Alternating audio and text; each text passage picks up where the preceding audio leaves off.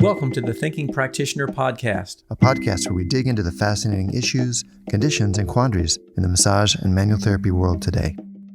I'm Whitney Lowe. And I'm Til Luchau. Welcome to the Thinking Practitioner. Hi, this is Til Luchau, and I had an interesting thing happen to me recently. I was on a road trip, and I wanted to listen to one of our old episodes, listen to one of Whitney's. And as I searched for it, I turned up a podcast that had reviewed one of my classes. I didn't even realize that it happened, and it had been published. They did a pretty thorough review, and they did it on the air. So I was on the edge of my seat waiting to see what they thought of it, if they thought it was okay, that kind of thing. Do give it a numerical rating late in the review, so listen to that. We're going to share that here just so that you can decide for yourself. And then also at the end, I'll mention a couple of minor clarifications. They did a really good job of getting it right, but it's just minor clarifications about my background, about our certification program. So anyway, Jeff Bramhall and Bori Saranyi did a great job of analyzing what we're up to here. And also they tell some client stories and give some cases that'll give you ideas about how to use what you're learning either in in-person trainings or online trainings or what you already know. And this is all on the occasion of our next principles class, which is coming up, next live online principles class, which is coming up with a free intro on September 26th right away. The first lecture is October 5th. If you're listening to this down the line some later year, all these are available by recording, and then we also have an ongoing schedule of live online and in-person offerings at advancedtrainings.com. So without further ado, here is their review.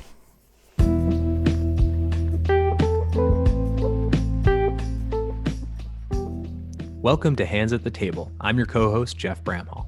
Alongside fellow massage therapist Bori Saranyi, this podcast shows massage therapists how powerful our profession can be. We believe that as a craft and as a profession, massage therapy is only limited by a therapist's imagination and willingness to put in the work. By sharing what we're learning, what we're working on, and what's captured our interest, we hope to broaden your perspective, inspire you to set your standard high, and invest in your craft. Thank you for joining us.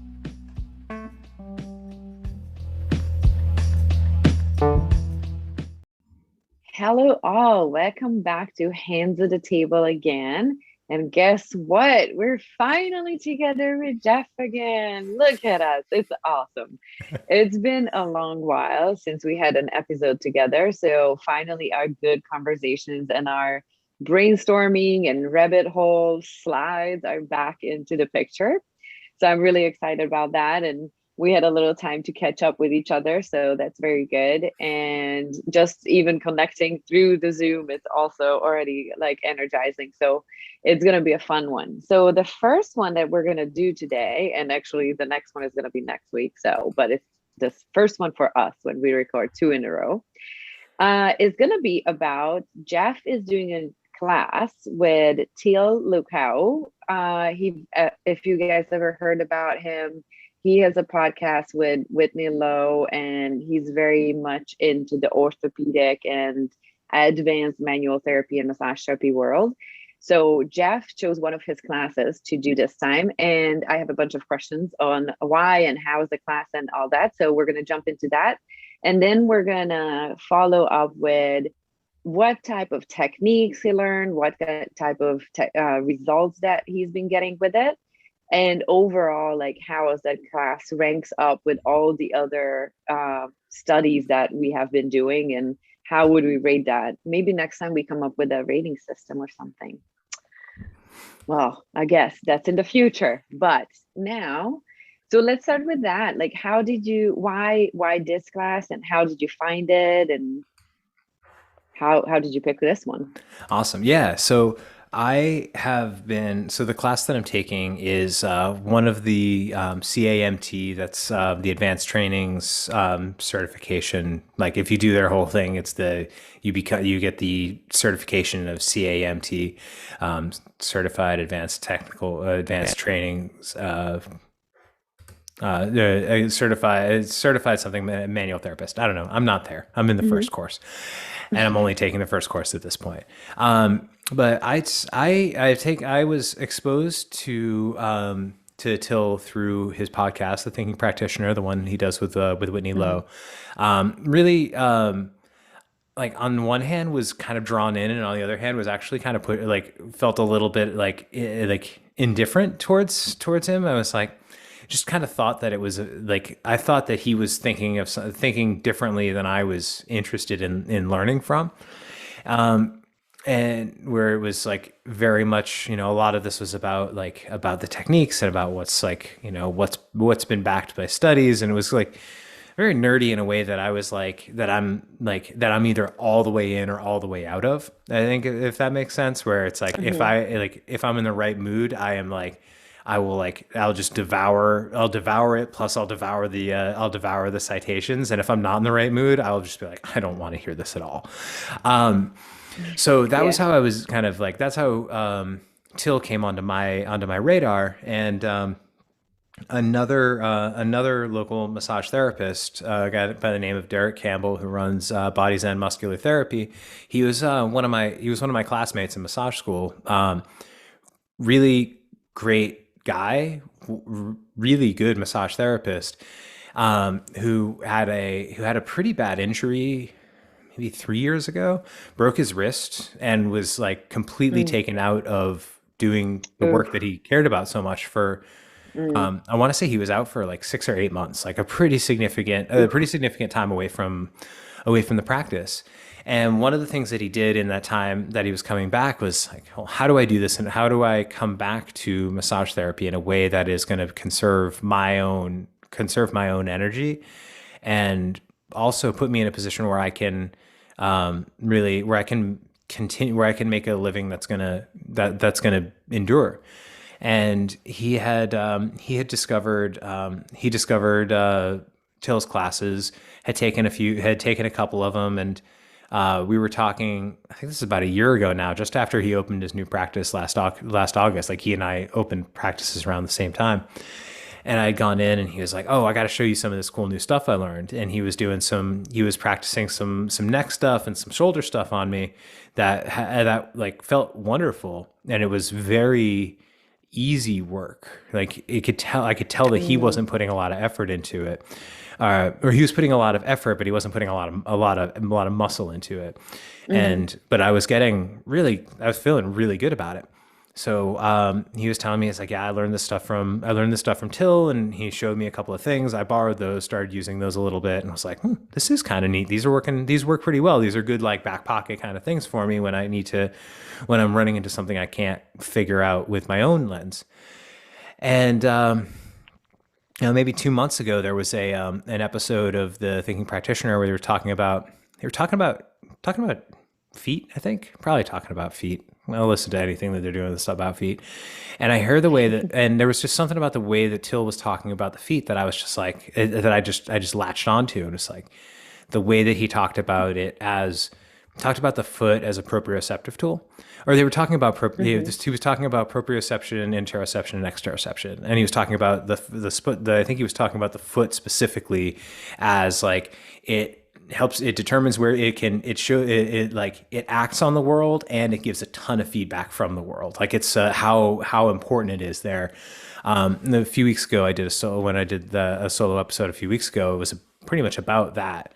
And I just I heard that and was like, man, I got to dig in. And he was starting up one of his live online courses, the principal leg course, the following week. And I texted Derek, said I was thinking about signing up, and he called me immediately after I sent that text and said look, if you do this, I would be if you do this, we can practice on each other. This would be awesome. I think you'll love his stuff. You'll love how he's teaching.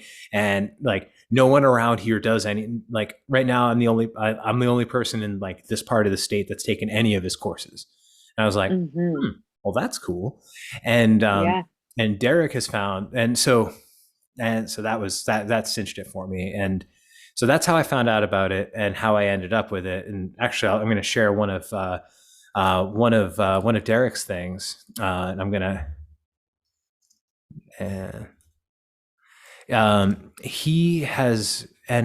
since he started working with doing advanced training stuff, since he's been doing a lot of his work based on Til's work, And this is one of the things that I found incredibly resonant when I listened to Til talk about what his objectives are, what the like treatment goals are, is that they're not about affecting change. They're not about changing somebody. They're about affecting someone's nervous system and their nervous and encouraging their nervous system to change through their own movement and voluntary and their own voluntary actions, which I thought was like really like as a principle is like that's like the same principles that you and I have talked about for like since day one on this. But then I was talking to Derek about this, and he was saying that he was getting a lot. He's pretty much filled his books working with people who have Ehlers-Danlos syndrome, like like the characterized hypermobile joints. A lot of dancers, a lot of gymnasts have that, and they end up like with pretty catastrophic injuries. But one of the problems that people end up having is that their joints are so lax that traditional massage therapy work, which is, kind of like pushing on a muscle until it gives up, end up with them feeling good immediately once they get off the table, and then feeling horrible afterwards because their muscles are essentially holding their body in place in space. And so they're like, they lose their stability by losing this muscle tone. And the way that Til's work, as applied by Derek, who's just like got a really wonderful energy about him anyway, like people are coming out of sessions with him, and they're like, they're people who have like, who've never felt good coming out of a massage, but have always gotten massage because they were athletes at some level, primarily as dancers. They're coming out of sessions with Derek feeling amazing and not getting hurt. So like that, when Derek told me the story about that, I'm like, oh my God, it's really, really cool. It's like, because it is genuinely encouraging somebody to somebody's body to like take care of itself. I was just, this is such a cool story, the way that he explained it and everything. It was just really, really amazing. That's awesome. And that's a very surprising result also. So that's really cool. Yeah. And I think it's because like, if we have the like, I'd say almost like a straight ahead view of massage therapy, where like we are trying to calm someone's nervous system down, and that means relieving muscle tone, right? Like we're calming a nervous system down, and that is like specifically reducing muscle tone. And the more muscle tone that's reduced, that is our indicator. That's our like mental indicator of how downregulated the nervous system is, and thus how successful we are as a massage therapist. And like where what I've seen in Til's class, what I've heard in Derek's stories, what I've seen in my own practice using some of these techniques, is that, holy crap, the answer isn't like, how soft does this get? Like it actually doesn't, like it doesn't need to be, it cannot be soft and get a huge result. That thing is really, really cool. And ultimately like the work ends up being a lot easier on the practitioner, which is pretty cool. Yeah, that's pretty good for longevity of your career. Yeah, that's very good and very useful. Yeah. I think Til's been doing this stuff for like 40 years. Like, man's been around. He's been around a minute, and it's pretty cool. Yeah. And so you mentioned it's like an online live seminar, so it's like live classes streamed, or how is it the class build up itself? Yeah, this is one of the places where I think that they designed an online course really and truly around a manual therapist coming out feeling confident in what they're in actually using the techniques. Which is, I think is noteworthy. So the structure of the course is is first the kind of the keystones are there's 4 presentations online, like live online plus recordings, one every other week. So over the courses, so there's one on weeks 1, 3, 5, and 7 of the class. And those are one thing he does that's pretty cool, because he serves people globally, is that he does 2 of those a day, 2 of those each day. So he does one at 2 o'clock Eastern and then one at 7 o'clock Eastern. So you can get people. So those are, that way you can actually, if you're in Europe, there's a convenient time, but also if you're in Tokyo, there's a convenient time, because I've been on calls with people in Europe and in Tokyo, which is pretty cool. Yeah. So there's that lot, and then obviously recordings are available. So like part number 1 is that's kind of the cornerstone. Like if you do nothing else, this is the thing that you probably are doing. It is accompanied by his advanced trainings manual, like volume 1 of his book. So there's a book with background reading to do. Each week there's also a techniques video, and the techniques are all built around one specific kind of outcome. So there's the ACE, there's 4 sequences. I think there's probably going to end up being like 5 sequences, but there's the A sequence, which is the like sequence A is foot and lower leg. Sequence B is the knee. Sequence C is around the hip. Then there's a Z sequence that's all based on like a squat test. So there are technique videos. There's a technique video that's just a recording from a live seminar that he did, which are really well produced and very, like, they're great to learn from. So that's part 3. Part 4 is small group discussions, which advanced training, which you sign up for. It's not like there's also a kind of like there's also discussion groups as well, but there's a in the week after the presentation, you sign up for a small group. So I think those have been about like I haven't been in a group of more than 12 people. Bunch of different members of the advanced training faculty are running those groups, and it's like a 75 minute walkthrough of the techniques, which are all based around Q&A and then visuals. So the instructor will have like the one that I went, the Larry Kahia, I think his name is, but like I went to one last week, and Larry had, he had the regular front facing camera, and then he had a camera trained on his demo table, and he had 2 skeletal models on his demo table where he would actually show the way that the technique would work and how we would and then, and one of the things that they did that I appreciate a lot is they would say, we've got 75 minutes and we've got 10 techniques to go through. So we got about 7 minutes, like about 5, 6, 7 minutes that we can spend on each technique in order for us to get through it. And so they're able to like really make sure that we get through the information without getting bogged down. And I think I appreciate that a lot. And they've actually done it really well, which is like, they've not only said they were going to do it, but actually followed through. So that's been really impressive. Yeah. And then the last component is small group. No, not the last. There's 2 more components of the course. One is the small discussion, is the discussion groups, which are like very small groups that are self-organized, which is similar to what the small groups that we were in Connor's Pinnacle Performance class, and they meet about as frequently. Like there's no, like, I haven't actually met with my small group has not actually met, which is not great, but not the worst. And then the last thing is they have practice periods, which there's a little bit of an extra charge for them. It's like $12 or something like that.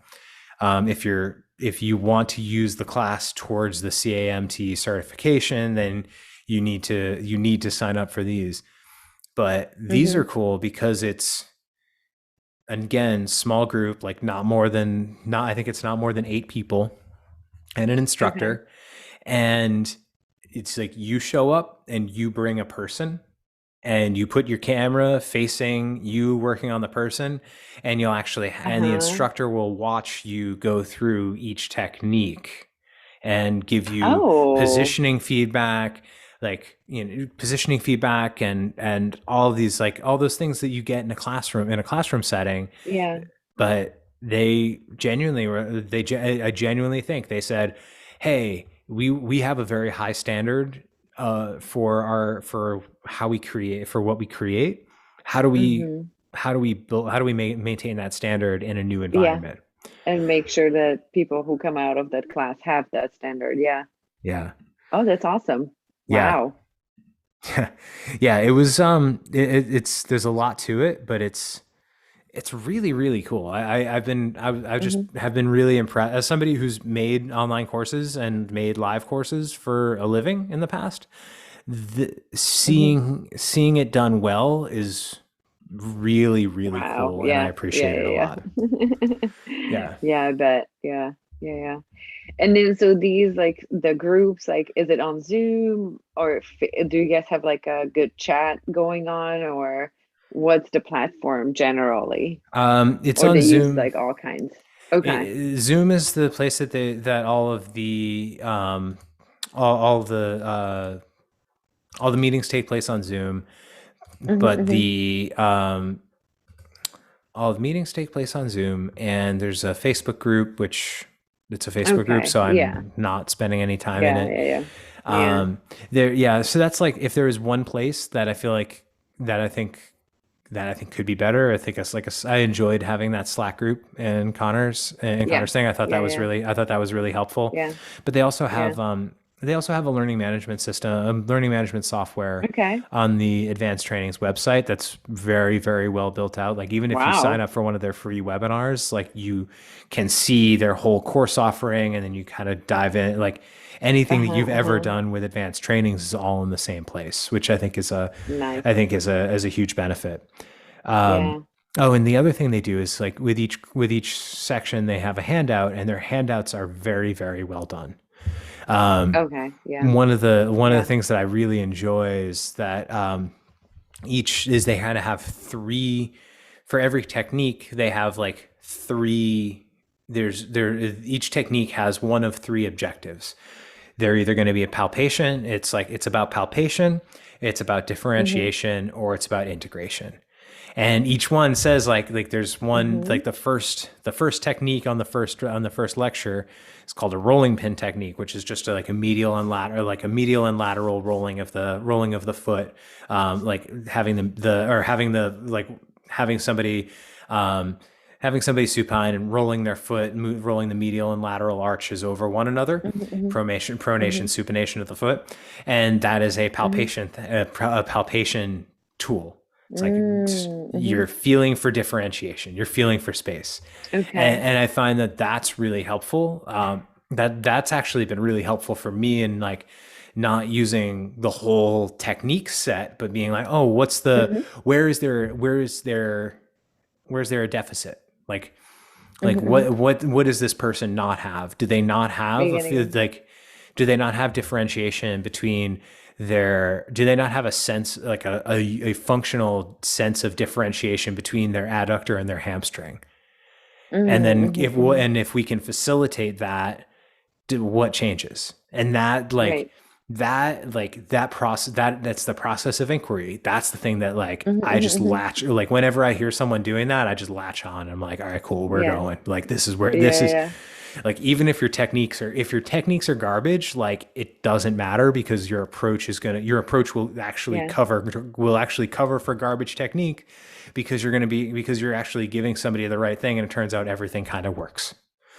Yeah, exactly. It's like, it is a concept and the approach for sure. So yeah, that's awesome. So you're taking you said it's the lower limb.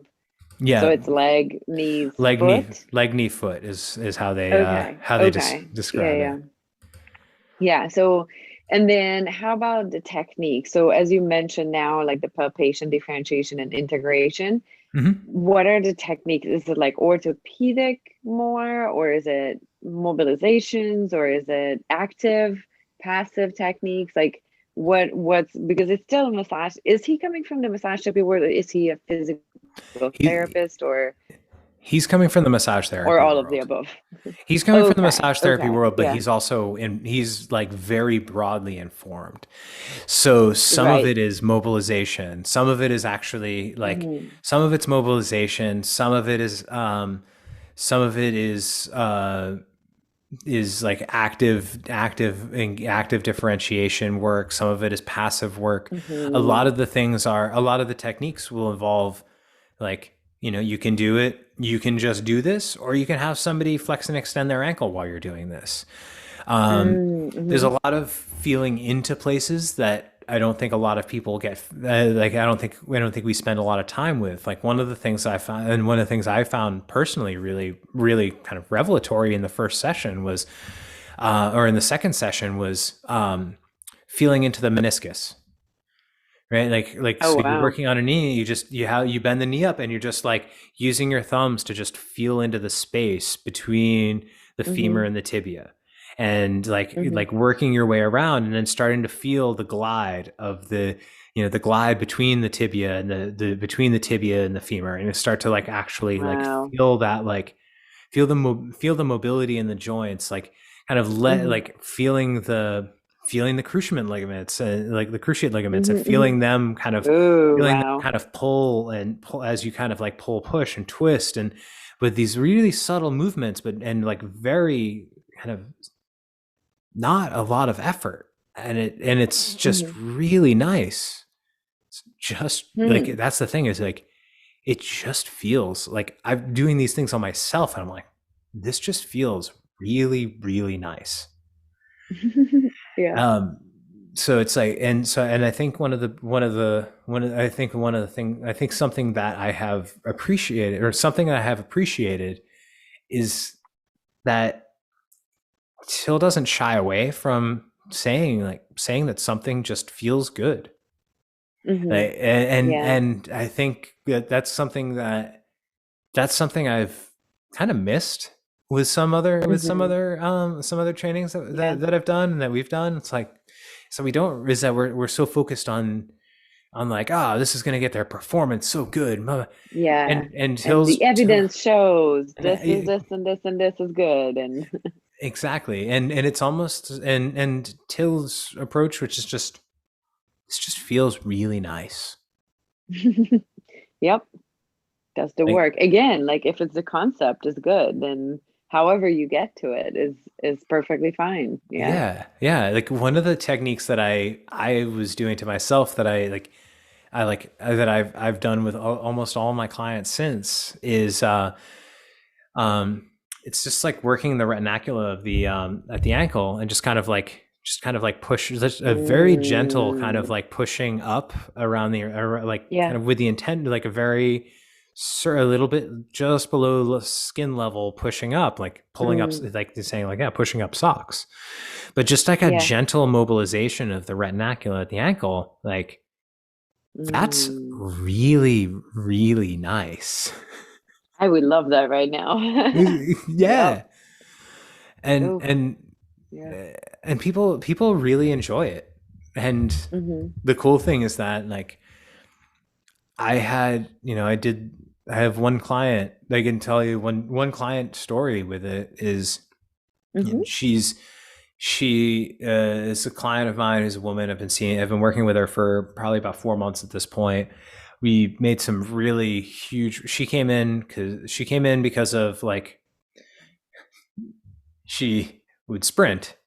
And it was like, she plays ultimate frisbee at a high level, so she's got to do a lot. She does a lot of sprinting, and she would sprint. And if she wasn't running, and they would practice on a soccer field. Soccer fields are great because they have lines on them.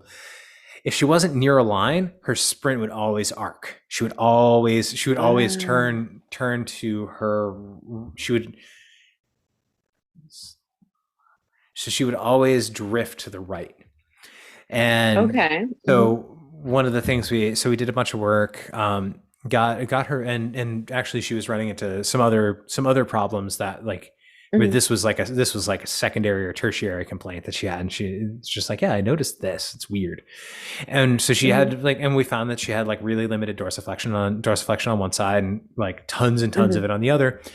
So my response was, even just a few months ago was like, first it felt like there was like a hard stop at one ankle. So I referred her to a chiropractor to adjust that to see if they could get movement out of her ankle, and they could, and there was some good progress that got made there, but it was still limited. And we ended up like, I used one of the techniques that I learned in Til's class, and it just, her whole ankle, it was called it's like a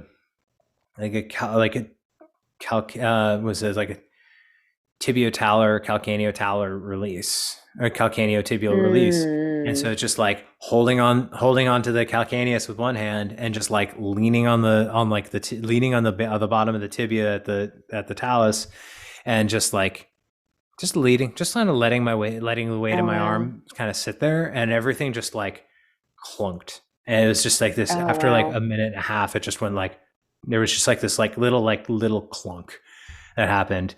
And I was like, I think that's what we were waiting for. And then she got up, and and like both of her knees could travel way, way, way over her toes, as opposed to where she was before, where like one knee would travel super far forward and the other one would just get stuck. Like knee would get to like the base of her toe and just stuck. And it was like, it's like, okay, well, I guess that worked. I guess we're on to something. And another client today who was coming in with a hip, like a little bit of a hip impingement, and we tested around, found a bunch, like tested around, like we approached it methodically, and using some of Til's techniques through, in this case it was like a differentiation technique, which is just like an active movement where I was kind of encouraging the adductor and the hamstring to move independently of one another. And she gets up and she's like, well, that is the best I've ever squatted. And you're like, all right, whoa, cool. We're onto something. So that, and I think there's something to how much of it is active work. I really think that's, once we've addressed kind of the basic level, like the reflex level of the nervous system, I think the next thing that we can do is like, we start to look at what is done voluntarily. And our work doesn't need to be passive. It can be active. And if we are working actively, then maybe that makes a better effect at the nervous system level. I don't know, but I've been really, really pleased with what I've seen. Plus I had a client who literally, he came in super like frozen shoulder, like constant, like has had like on again, off again, frozen shoulder. Like basically like he plays ultimate Frisbee as well. And this actually like pulled some techniques out of the book. He plays ultimate, like every time he lands wrong, hits his shoulder on the ground. He's like, and it's out, and he's just out of commission for a month. And we, in one session, had him go from 15 degrees to like over to like, like 120 of shoulder abduction. It's like, abduction. It's like just right there. It was so cool. Nice. Oh my gosh, that's amazing. And then, as you mentioned, like the techniques itself are more like your body weight, so it's not forceful, it's more just waiting for the body to respond, so it's very soft on, or like easy on the therapist kind of, and I guess it's easy on the body too. It has been in my experience. I'm still like, all the techniques, there are right ways to do them and wrong ways to do them, and the wrong ways to do them are the ones that are easier for me to do. And so I'm doing them the wrong way, but I'm working on learning the right ways.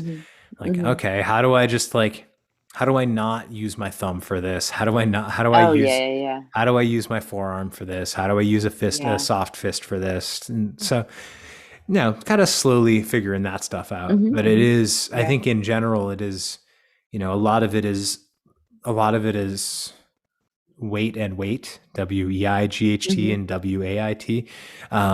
It's like the two work out really, really well. I like that. Yeah. It's a good t-shirt sign. Okay. Yeah. For massage therapist. Yes. Okay. So that sounds really good. And like having those results and everything.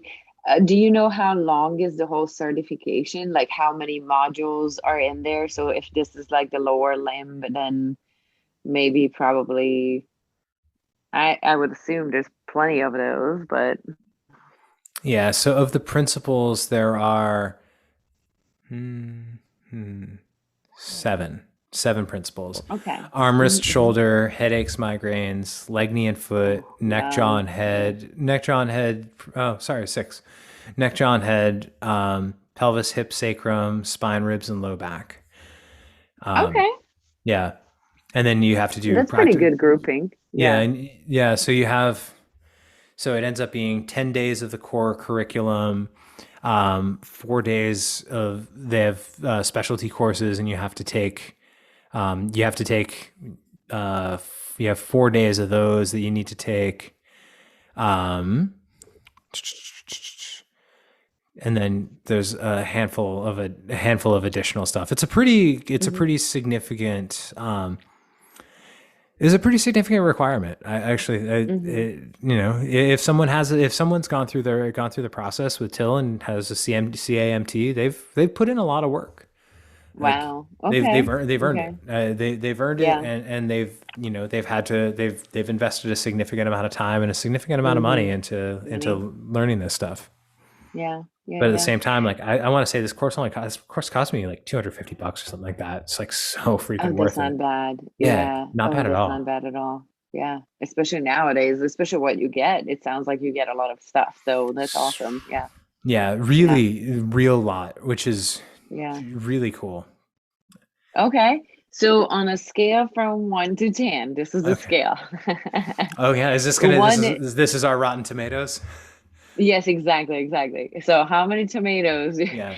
So 1 is of course like the worst class you ever took, and then 10 is like the best. Everything is the top. Where does this class, like everything as in subject, technique, how well it's taught, like how well is it structured, what you get, like the actual like materials and all that stuff?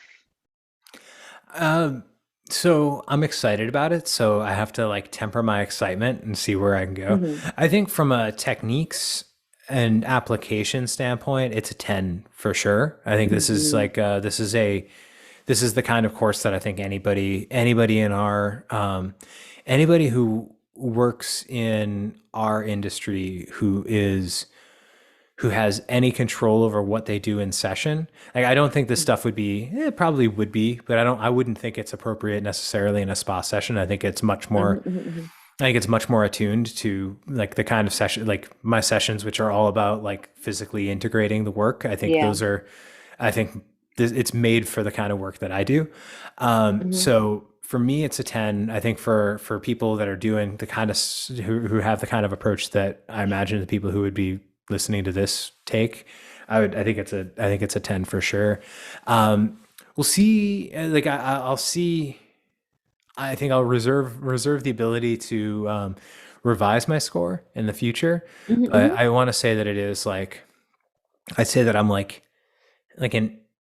I mean, because what even is the comparison point for I mean, usually if it's not a 10, like if I have to hesitate, I say it's like an 8 or a 9, because I'm sure, as we talked about Connor's course too, I'm sure there's ways to improve and there's space to grow, but if you don't see it, but it's like kind of like, okay, like this is like, if it's a 10, but if it's less than that, then it's an 8 or 9 because it's good or something like that.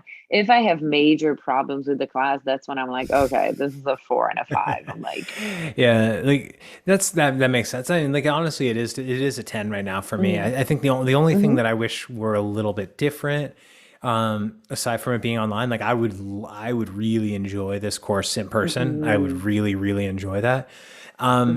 I just think that there's like, because there are so many different parts of it, like, there's like the practice sessions, the small groups, the discussion groups, and the live session, and the other parts of the online course. I think that's like, that I think is just a little bit challenging.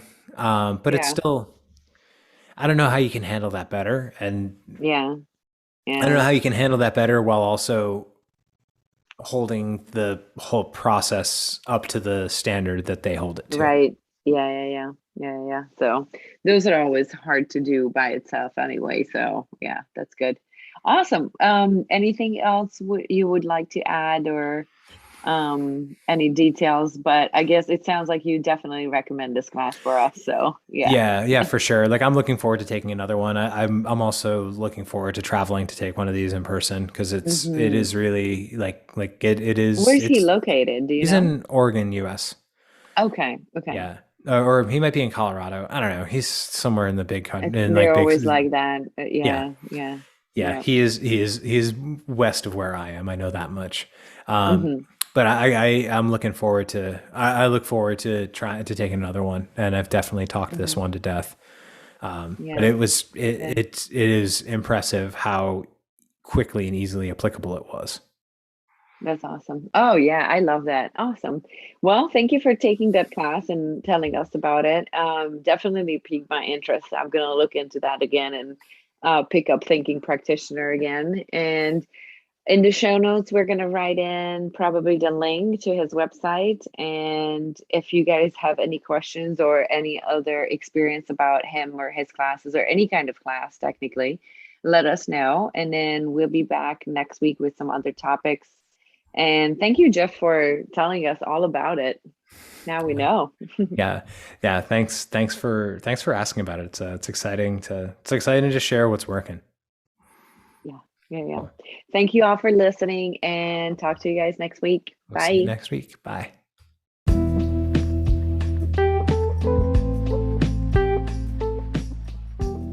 Thanks for taking the time to listen to this episode of Hands at the Table. If you got something out of this episode, have comments or topics you'd like us to cover, please let us know by tagging us on Instagram.